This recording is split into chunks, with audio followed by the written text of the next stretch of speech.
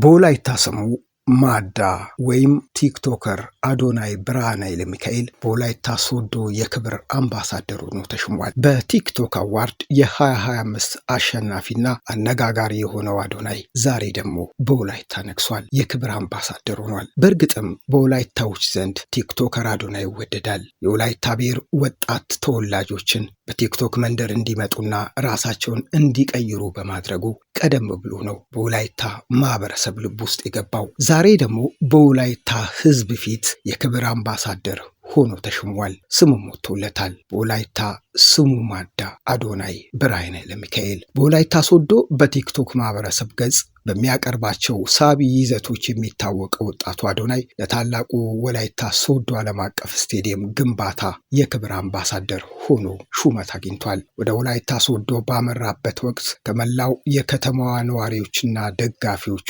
እጅግ አስገራሚ አቀባበል ተደርጎለታል። በክብር በፈረስ ላይ ሞቶ ሸልሏል። በማህበራዊ ሚዲያ ያለውን ሰፊ ተከታይነት በመጠቀም ለስቴዲየም ግንባታ የሚደረገውን ገቢ ማሰባሰቢያና የንቅናቄ ስራ ውጤታማ ያደርጋል ተብሎም ይታመናል። የወላይታ ሕዝብ አንዴ ከወደደ ወደደ ነው እንደሚባለው አዶናይ በወጣቱ ዘንድ ያለውን ተቀባይነት ለፕሮጀክቱም ትልቅ ግብዓት ይሆናል ተብሎ ይጠበቃል። አዶናይ በቲክቶክ መንደር የገነባው ዝና በወላይታዎች ዘንድ በፍቅር እንዲወደድ አድርጎታል። ዛሬ ደግሞ የኢንተርናሽናል ስቴዲየም ግንባታ አምባሳደር ሆኖ ካባ እንዲያለብሱት አምባሳደር ሆኖ እንዲሾሙት ምክንያት ሆኗቸዋል። ወላይታዎች እግር ኳስ አፍቃሪ ናቸው።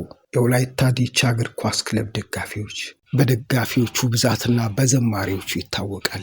እግር ኳስ በወላይታዎች ዘንድ ልዩ ክብርና ፍቅር አላት። ዛሬ ደግሞ ይህንን ክብርና ፍቅር የሚገልጽ አንድ ነገር በወላይታ ሶዶ ታይቷል። በወላይታ ሶዶ ዓለም አቀፍ ስቴዲየም ግንባታ የመሰረት ድንጋይ ተቀምጧል። ይሄ ለሕዝቡ ካለው የእግር ኳስ ፍቅርና በአካባቢው ከሚወጡ ወጣቶች አንጻር የሚገባው ነው። በልዩ ልዩ ስነ ስርዓት የመሰረት ድንጋዩም ተቀምጧል። በወላይታ ሶዶ የደቡብ ኢትዮጵያ ስፖርት አፍቃሪ ዘንድ በጉጉት ሲጠበቅ የነበረው የወላይታ ሶዶ ዓለም አቀፍ ስቴዲየም ግንባታው በይፋ ሲጀምር በርካታ ሰዎች በቦታው ተገኝተዋል። በዚህ ታሪካዊ መርሃ ግብር ላይ የደቡብ ኢትዮጵያ ክልል ርዕሰ መስተዳድር አቶ ጥላሁን ከበደና የባህልና ስፖርት ሚኒስትር ክብርት ወይዘሮ ሸዊት ሻንካ በቦታው በመገኘት መሰረት ድንጋዩን አስቀምጠዋል። ስቴዲየሙ በክልሉ ያለውን የስፖርት መሰረት ልማት ለማዘመን ትልቅ ሚና ይጫወታል። ስቴዲየሙ ግንባታ ሲጠናቀቅ የክልሉን ክለቦች እንዲሁም ለሀገራዊ ውድድሮች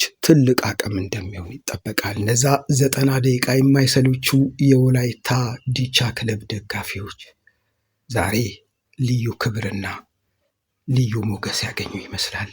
ይህ ስቴዲየም ሲጠናቀቅ ክለባቸው የበለጠ እያበበ ድጋፋቸውም የሚያምር ይሆናል።